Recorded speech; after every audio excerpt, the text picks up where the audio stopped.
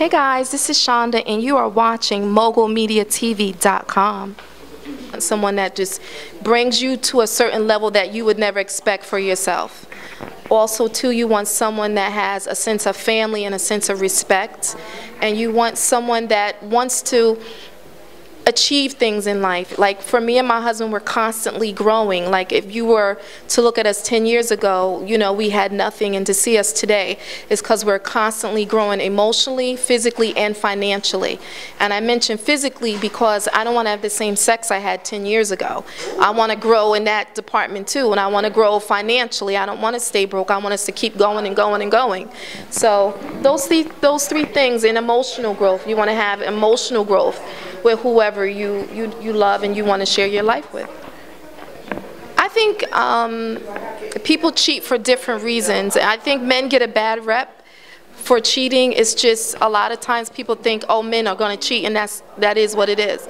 Men oftentimes, I feel, are missing something a lot of times in their relationships, and not that it's okay to why they cheat, but do men cheat because they emotionally love their woman? Yeah, but I think that they physically may crave another woman. And I think men are much easier at being able to separate church from state, if you know what I mean. They can easily separate the emotionality and the physicality.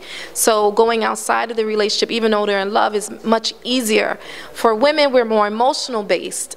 So it's much harder for us to do that. And I'm not saying that we don't, but I find that most times if a woman goes outside of her marriage, it's because she's really missing something emotionally.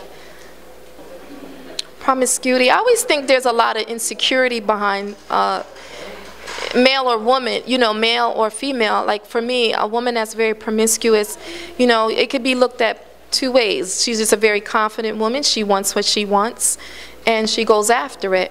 Or she's insecure, and the only thing that she has to depend on is her physical self, because she's not emotionally connected to who she is, and she's not there yet in terms of confidence and being more than a woman outside of just her breast and her behind.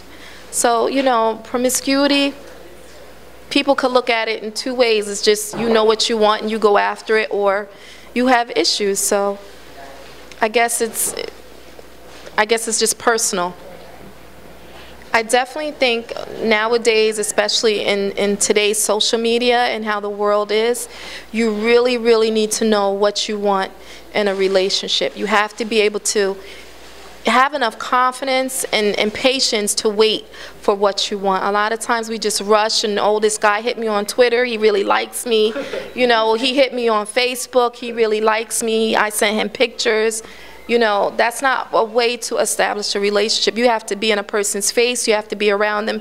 You have to see how they interact with their family, with their friends. Is he bringing you around his family and his friends? If you've been around him 6 months and you've never met nobody, that's a problem, and that's a red flag.